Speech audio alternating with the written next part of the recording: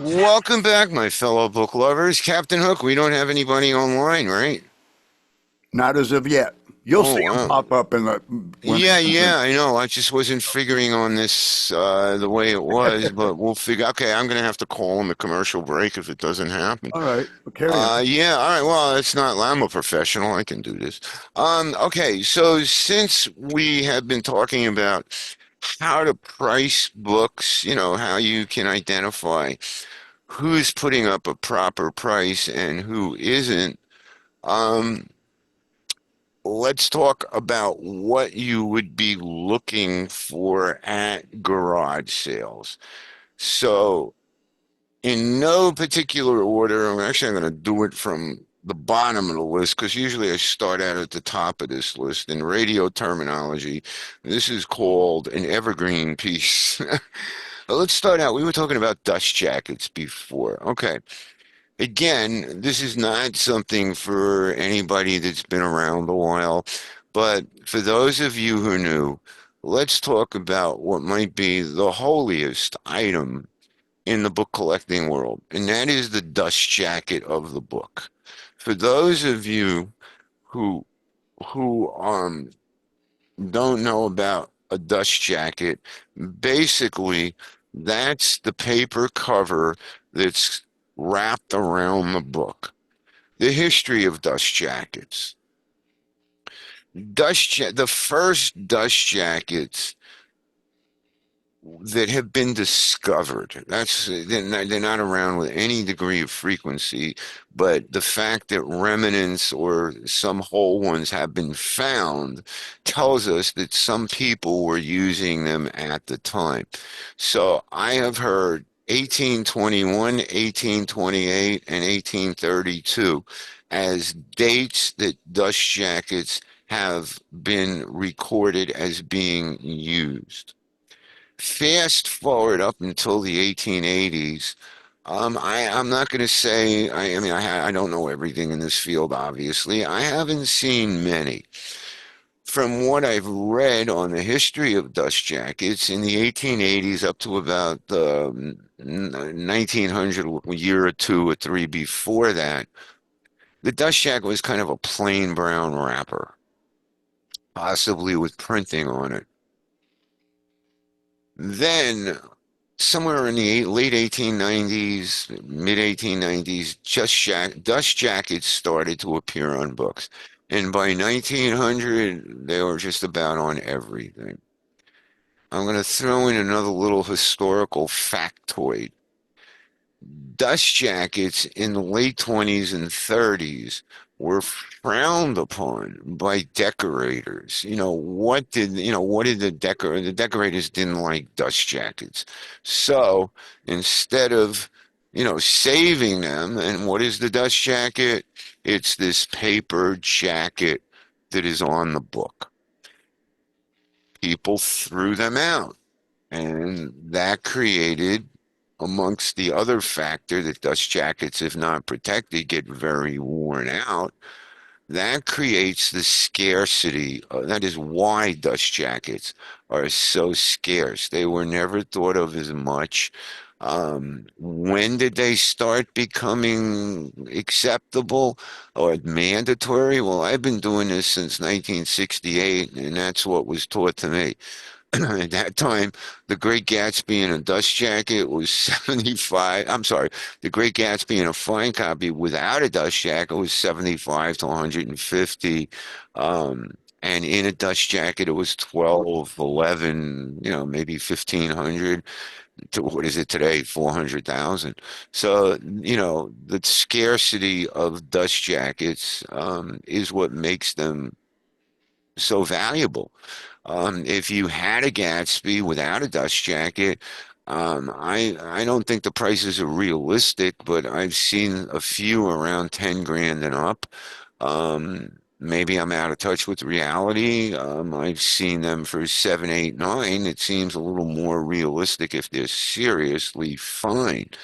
Um, so the dust jacket is everything especially when it comes to fiction. It's not as important per se in nonfiction, but then again, it depends on the book and all that other, that goes with it. But dust jackets are extremely important. First editions, dramatic, dramatic price differences to the untrained eye. So now you know that dust jackets are very important. You've got to learn fiction, okay?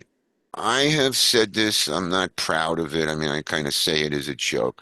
I am not a fiction reader. I've sold several copies without dust jackets of first editions of The Gatsby, but I've never read it, nor did I see the movie. How do you learn fiction if you're me? Okay. Well, one of the things that I enjoyed all my life is reading dealer catalogs. Okay. And one of the other things that I always had, it was almost a joke in my relationships over the years, you know, BE, that's before ED, but even then it was a joke. If this came out in 1998, it was in the bathroom until I got to Z. Okay. So by rote, that's what it is. You got to read the catalogs if you're not a fiction. Fiction's not my forte, but through years and years and years of reading dealer catalogs, I learned them by rote. Um, and if you're not a fiction reader, that's what you've got to do. Um, I don't know what else to say about that. I'm trying to find something else to say about fiction, but it could be very frustrating. First edition, you find a book with a jacket, you find a book with all the points in it, except it's got the wrong point on the jacket. I mean, it goes on and on. But, condition is everything. And if you find one of these great titles, don't look at the price with a dust jacket as your price if it doesn't have one. First edition, you got to learn it. You just got to learn it by reading dealer catalogs, unless you're already familiar with it. But even if you're familiar with it and you don't know the pricing, you still got to read the dealer catalogs to learn what you're doing. I got a feeling, okay, on the break, we're going to have to give Max a call.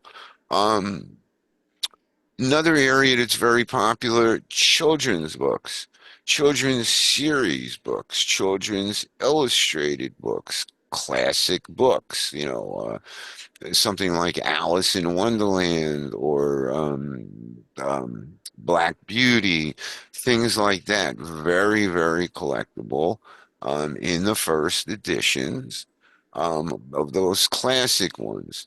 Series books, if anybody ever has questions on series books, pop your question into Vintage Rare and Antiques Books on Facebook and address it to James D. Keyline. He is a specialist. He lectures all over the country on children's series books. Children's illustrated books, those are one of my favorite. If you know the Brandywine School of Art, then those are a lot of the illustrators that did those illustrated classic books from Scribner's turn of the century and up.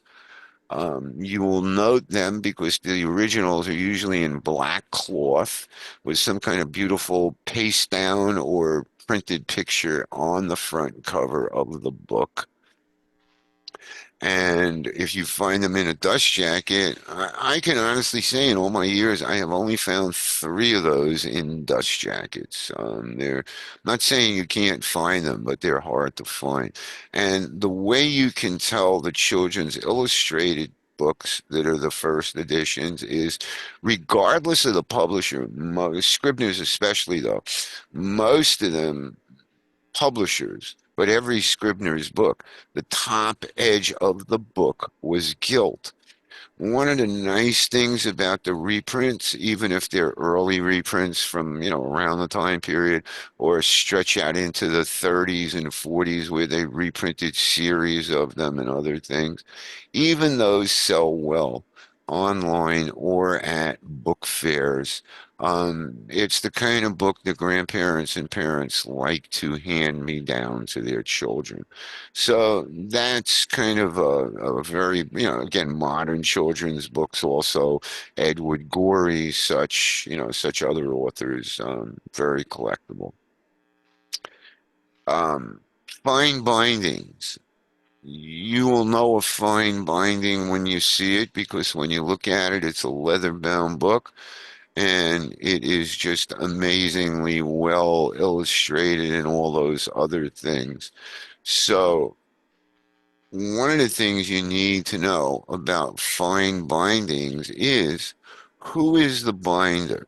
Now, I'm going to verbally describe this for those who are listening, but I'm going to show something. Unfortunately, I don't have a leather-bound book with me, so we're going to have to do a little pretend, but this is for the YouTubers. Let's just pretend this was a leather-bound book where the cloth is folded over on the top and bottom edges of the book. I mean, where the leather is folded over on the top and bottom edges of the book. You want to look for something stamped in there that says bound by. Sometimes this area is also kind of illustrated, giltly decorated in gilt with, um, shapes, whatever it might be. But in the gilt, if you look carefully, you might see a name stamped. You want to look in the front of the book or in the back of the book. You also want to look at the top, whoops, left to right, at, oh, this is mirror, mirror on the wall, at the top edge of the page over here and the first few blank pages in the book to see if there's a tiny little rubber stamp that says bound by. Dependent on the name in that binder's signature, you can have something that's very, very collectible. People collect the various binders of different periods, the schools of binding, things like that. So, fine press books in addition to finely bound books, okay, the other thing is fine press books, which usually go hand in hand. Fine press, fine binding, but not necessarily. There's a lot of fine press books that are nicely bound in cloth, aren't necessarily deluxe leather bound type editions. So fine presses, fine bindings. Fine presses, you need to get a book on fine presses or what's a shortcut to fine presses? Look up fine presses and fine bindings um, as a category search in any way you're going to do a category search for books, like on Adol. Look at fine presses. I want to find books by fine presses. Search, okay? You'll come up with hundreds of names. Some of them are major, some of them are more minor, but you need to know who the fine presses are. Just because you find one doesn't mean it's going to be expensive, but it usually means that it's going to be nicely made. A subject that will take about 2 minutes between now and the break. Um, Art, architecture, and photography. What you're looking for in those three subject matters kind of combines in some ways. In art, architecture, and photography, you are looking for books about one artist, one photographer, one architect. You don't want the ones of the world or, 15 others mentioned with them. With art books, you would prefer them to have a subtitle of catalog raisonné, or it would be illustrated. I'm sorry, it would have lithographs by the artist, signed by the artist, doodled by the artist, and so on. Find the catalog raisonné of Picasso by Christian Zervos. I don't even know what that would go for today. Last time I saw it, it was 20 grand. Architecture, the same thing. Well-known names in architecture. Maybe they doodled and signed on an end paper, or it's some kind of limited edition. And photography, the same thing.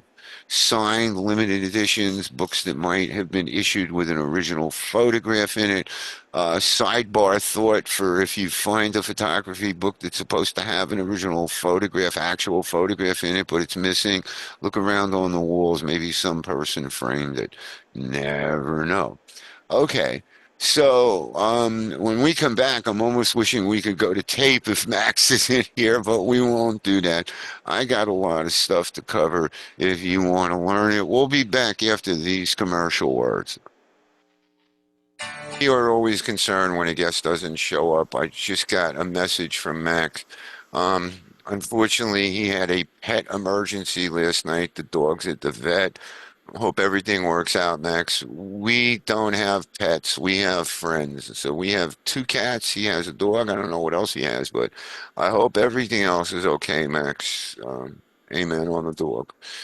That hurts. I mean, I'm too emotional this week. Shut up, Steve. It's no lie. Okay, so we were talking about art, architecture, and photography books. Let's jump into another one of my favorites, and that's hunting, fishing, firearms, and archery books. So let's talk about just hunting and fishing books to start with. Somewhere in the 1980s or so, a couple of companies came out, Amwell Press, Safari Books, and another company that killed what was a very good fine press market, the Derrydale Press. How did they kill it? They came out with reprints of all the classic big game books that were very well made back in the late 1800s up to the Derrydale Press in the 30s and so. Unfortunately. But whether those books killed the value of the earlier ones, but they have a market in their own. And I guess I would call it like the Eastern Press of hunting and fishing books.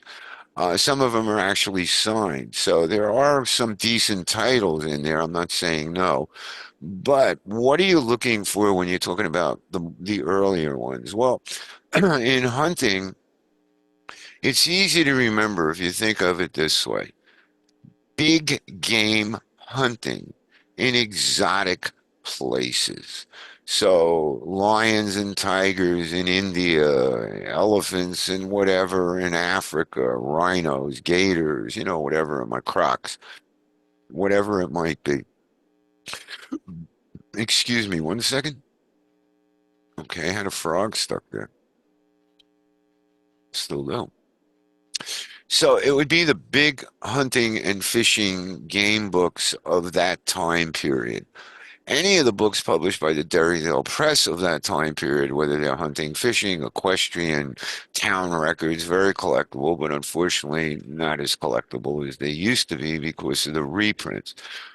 So big game in exotic countries, exotic big game hunting in exotic countries and locations, I guess would be the best way to describe it. Fishing, basically the same thing, only adding fresh water and other things, to it. If you ever, I don't care if it's modern or it's antiquarian, if you ever find fishing books with actual flies in them, tied flies. Hold on a second. I got a crank in my throat. Hold on a second, please. If you ever, oh, wow. If you ever find fishing books that have flies in them, or if you're lucky enough to find the companion volume to a book called Fire's Atlantic Salmon Flies, you've got a book that's worth in the 10,000 and up range. What it would be is there's one volume that's all text and it's beautifully made, handmade paper, just gorgeous. The other volume, when you open it up, it's like a box, a Fox book. But inside I want to say it was about 6 by 6. It's probably 35, 30, 36 compartments in there, however many there were called for, that look like sheets that you would put 35 millimeter slides in. That's about the size of each little box. And inside each one would be a hook with the feathers that were tied for it. We once found that book in Florida. When I saw it, I said, "Oh my God, this is amazing." When I opened up volume two, the only thing that was in the compartments were rusty fishing hooks. All the feathers, all the features were just gone from the fly, up to and including the whatever they used. It wasn't monofilament back then. So, it's really sometimes you find some real tragedies. We found another book that if I had my old computer's hard drive, somehow it got lost, that has a picture of it. Stanley's in Darkest Africa. And the only way I can describe the damage to that book would be this. Picture a drill press in Bob Vila's shop, and it was like the diameter of a needle, a sewing needle. And then picture that there must have been 1,000 holes from one cover to the other cover throughout the books where the worms went through it. The only thing I could save was the clip signature, which fortunately didn't get chewed up, and one of the maps. But, damage, it's amazing what can happen to books. All right, transportation is another subject matter. And I guess if we started out transportation in the earliest methodology, what would we be talking about? Boats, ships, canoes, barks, things like that. Moving a little further forward, I guess the next step would be balloons. Next after ballooning would be railroads. And then you would start going into motorized cars, boats, trains, planes, things like that. So, what's collectible? Let's start out with the field that is probably the most popular and without a doubt has some of the most amazing ephemera when you think about it. Railroads. That railroad timetable that your dad used to carry on the Long Island Railroad, in the earlier years thereof, or the timetable from some 1902 railroad somewhere, ticket stubs, anything from conductors' hats to, jackets to whatever. Anything railroad early is collectible. When you start talking about the railroading books of like 1960 and up, very few are. But there's something that I haven't seen them in a very long time, and I don't know what they're going for today, if they went up or they went down. But those are what they called the annual locomotive books. Every year, new locomotives would be made, and they would have, the locomotive annuals. There's a name for it. It's eluding me. Those are very, very collectible. Anything that's the early history of a railroad, those are very collectible. Automobiles, well, a little bit of everything from A to Z. I'll tell you something that raised my eyebrows in the automobile section. Glove box manuals. You can actually find some of them listed online. And at one Sanders, however they pronounce it, I think it's Saunders auction, from a 1923 Bugatti. The pre-auction estimate on it was $2,000 to $3,000 at auction. I think it was in the 90s. It's amazing what my memory retains. Um, So, anything on automotive except the big modern, the coffee table books. Same thing with planes and jets, when it comes to aviation, military aviation, always takes the lead role in that particular area. And it goes on and on. Travel and exploration, that's another subject matter. Preferably antiquarian books with maps, charts, color plates, things like that. Atlases, same thing. Anything, a big map book, pre-1880 or around there is definitely desirable. Um, American history. You can break American history down, and we'll kind of do that in the next segment. You can break American history down into hundreds of subject matters. One of the things, if you ever see one, that makes an enjoyable read in terms of learning the categories of books, the old annual ABs, the AB yearlies. In the back section of those, after all the articles and other stuff, they would have a description like this: American history. Oh, but let me rephrase that: American Indians. And then underneath just that subject matter is the bold heading. There would be 25 or 30 sub-listings of categories about what people are specializing in when it comes to American Indian history.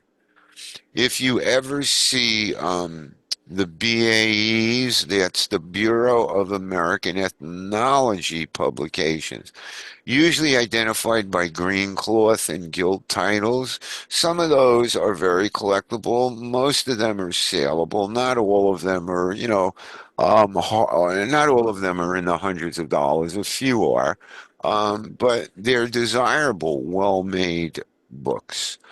Um, One of the other things, while we're talking about subject matter, I realized I think I'll finish off with that in this segment. I forgot to mention some of the other reference books for you as a book collector. So let me segue back into that. I mentioned collected books and showed it to you. So that's one general book that covers everything. But let's say you have a wider range of budget and you can get several books that would help you. One of the ones that I would highly recommend, no matter who the author is a book like this that says First Editions, A Guide to Identification. They might be British, it might be British or American or both in one book, but basically that's imperative knowledge because you have to know what edition of the book you have, and publishers did not make it easy over the years to do that. So in those books, identification of first editions and how to tell them, Boutel is an author's last name, H.S. Boutel. Jack Tannen is another one. The one I just showed you is Zempel's. Those are kind of mandatory. And if you can't afford it, make that your second reference book.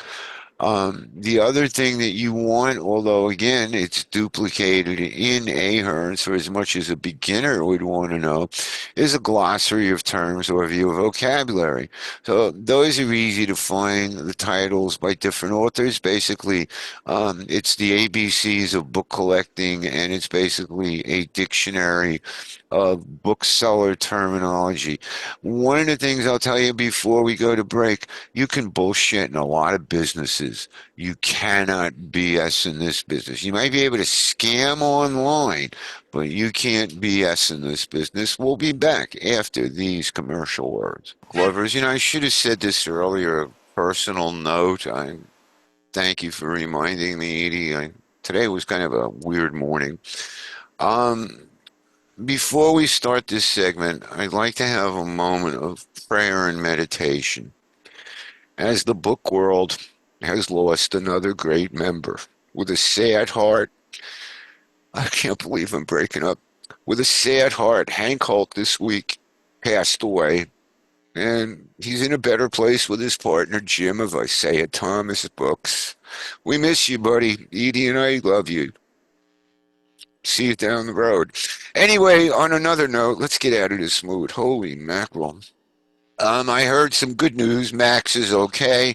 Unfortunately, no, his dog had a little accident, so they are at the vet now. And we all got friends, so I don't call my cats cats. I call them my friends. I hope everybody's okay. All right, so going back to it, what were we talking about before we left? I don't know. I'm joking, I know. Um, we did art, architecture, photography. We did hunting and fishing. Okay, let me give this a double message. Firearms. Okay, you either like them or you don't. I love them. I've been a rifle, pistol, and shotgun instructor since 1978, and I enjoy recreational shooting. Find books on firearms. The more specific, the better. Okay? Firearms company histories, very collectible. We're not talking about books that are in the, high hundreds of dollars, in most cases, but, you know, a lot of good firearms related and edged weapon. Edged weapons are easier to sell than firearms books if you have the right ones. Um, Both of those areas are very collectible, as long as the books are very specific and, let's just say pre-1960-ish. Um, the other thing that I want to kind of mention in that subject is something else. We as book dealers, when we go to estate sales, garage sales, yes, there are books, but sometimes we go through the books and we're still there. And you can only be first at so many sales, usually only one or two if you're lucky and there's not a lot of competition. So if you see these things, or if they happen to be hanging on the mantle over your fireplace and they've been there for, ever since great uncle or great grandpa had them, I'm talking about edged weapons and long arms. I'm not talking about handguns. I'm talking about long armed weapons, what you would call a rifle, a shotgun, whether it's cartridge or going back to black powder or, ball and cap, flintlock, any of that stuff. They're referred to can be exceptionally collectible. Swords, I can't tell you I know enough about swords other than the few that I've handled, and there's not much I could teach you about that. But in firearms, for sure, there are certain names of on rifles and shotguns that are the equivalent of Tiffany's, Cartier, Van Cleef and Arpels, Hermes, I mean, I'm talking about firearms that can retail in the 10,000 up to six figures and no joke. And they don't look like they would. You could be, and I guarantee you in this country right now, across the continental United States, I'm going to give it a conservative number, probably 20, and it's probably a lot more than that. But I guarantee it that over 20 mantelpieces in the United States right now, somebody's sitting there with a Krieghoff shotgun or a Krieghoff rifle or some Purdy Nitro or Holland and Holland or all these other firearms manufacturers names that were made from the 18 mid 1800s. No, no, I take that back. 1890s on up and up a little further up. When the cartridges, I'm blurring a date, but if it's got a center fire cartridge, that's what I'm talking about. Some of those calibers, if you had a box of bullets, the box of bullets alone could be worth a couple of grand, and those calibers. Holland and Holland, 458 Winchester Magnums. What's the other round? It's evading me. Yeah, no, I got cartridge books over there. Yeah, I'm not, no, I want to be able to do this off the top of my head. But when you start finding a full box of ammunition from the 1880s, 1890s, I don't care what caliber, I don't care what country, it's worth money. I've seen shells from 45 long Colt, very popular cowboy caliber back then, going for $3,000 and $4,000 a box because the box was in mint condition. There are Remington and other rifle manufacturers that made 22 caliber rifle bullets in boxes in the 20s and 30s. Some of those boxes can go for $100 or more a box. The other one, it wasn't just Remington. Wait, it was something else that flew through my mind. I didn't go stop it fast enough. The Remington boxes, yes. Um, box of 22 caliber bullets. Check it out. Oh yeah, I know what it was. I was going to another subject area. Okay, the other subject area we spoke about a couple of weeks ago, and ever since then I've seen more and more about it. Fishing lures. I'm talking about what you know today is a fishing lure that comes in a box that you go to where uh, Cabela's or one of those places, and you buy the fishing lure, and it's 7, $8, $10, $20 in a box now. Okay, go back to the 1900s or a little earlier than that. Find a couple of fishing lures of that kind of size in the original box. We have seen prices from $2,000 to $40,000 for them. Just amazing, amazing, amazing. So if you have these things hanging on your wall, if you have these things in Grandpa's fishing box, same could be said of old tools. We just got something from the Spanish-American War that was the punch letters that would be used to put serial numbers and things on that. And it even gave the name of who the guy was. So if grandpa or uncle somebody or cousin somebody was famous, and they have that stuff, you never know.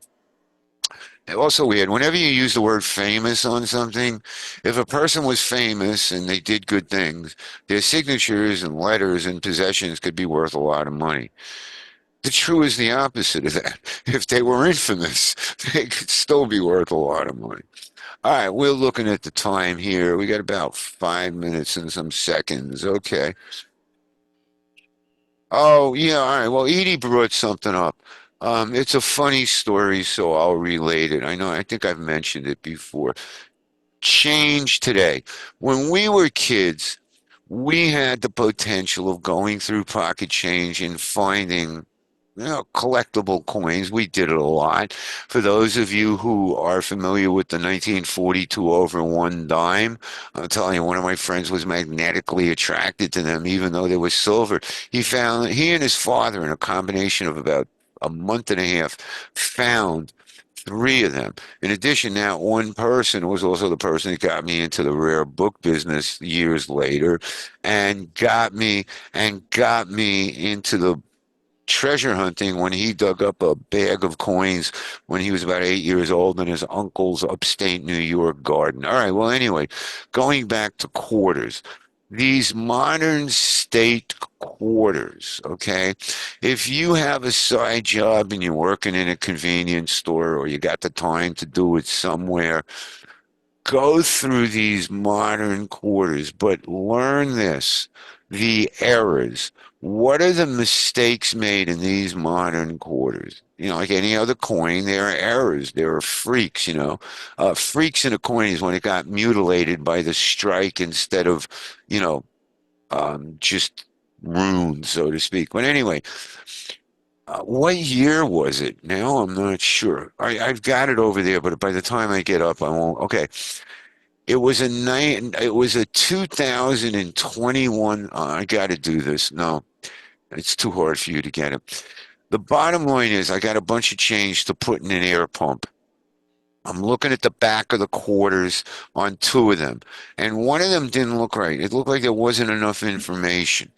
So I put that quarter in my pocket and brought it home. I said to Edie as I walked in, Edie, Google this, see what you can find. It was 2021P or something like that, the mint mark. When you look at the coin, the regular way the coin should be on the front, it says, "In God we trust." On my coin, the error was that it said in COD, COD. When you look at it on the loop, it was a C, not a G. So when I looked that coin up, it went anywhere from several hundred to $1,500. I put it in a bag and haven't figured out anything else about it yet, but it was interesting to see. So, you never know what you're going to find where. Living proof is sitting right next to me. I met my wife at an estate sale. I hope that if you're new to the business, that your soulmate loves the book business. You will be happier than you can ever imagine. Because, like every other relationship, our relationship has problems, okay? But if the problems were in the book business, what would have happened? Amen. Love you, honey. Oh, yeah. So, that's kind of it for today. The answer to the trivia contest question was all edges guilt, AEG. You know, I really have a question for the last minute of the show. My producer told me it was, but nobody's ever told me why. We have a phone number. You guys have these amazing questions that you ask when you want to join Vintage Rare and Antique Books. And we're going to be at 56,000 people very soon. So I've heard a lot of these questions quite a few times. What gets me is why don't people call? I'm not begging for calls here. I'm begging for understanding. I know that we lead you to websites, but I don't understand when I charge up to $250 an hour on a new rate for appraisal time, why you're not calling us right now and getting it for free, or I shouldn't use the word free. You're getting it as a courtesy. My the Ellie Rosen said never call it free, and I understand why now. Anyway, it's 11:58. If Roy Rogers and Dale Evans were book dealers, we'd be singing happy book sales and buys to you. Love you, Captain Hook. See you all next week. Ciao for now.